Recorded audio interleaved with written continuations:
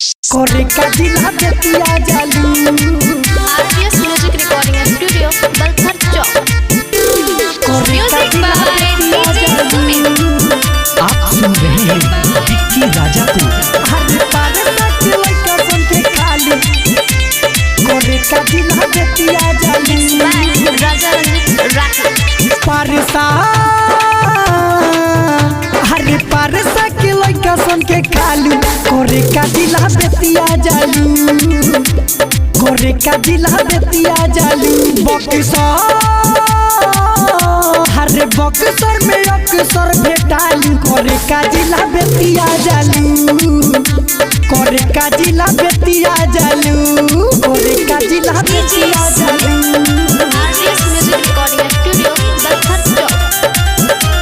करे का जिला बेतिया जालू। आप सुन रहे हैं विक्की राजा को। पारसा के लइका सन के खाली भलवैया घूमे तू जालू। पेढ़ी के ललकी घघरिया उहाँ के लोगवा देखेला तोहरा पडाली के नजरिया। करे का जिला बेतिया जालू।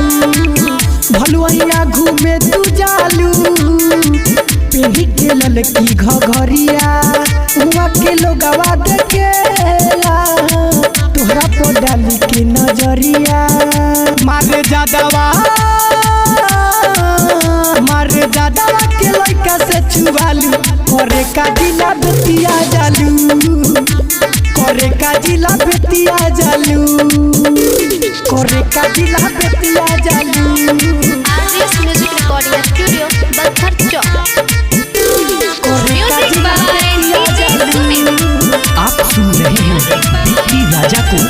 हर पारसा के लइका सन के खाली करे का जिला बेतिया जालू।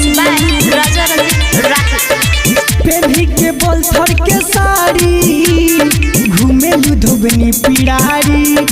लक्ष्मीपुर मझरिया के लइका दिले बातों के बिगाड़ी।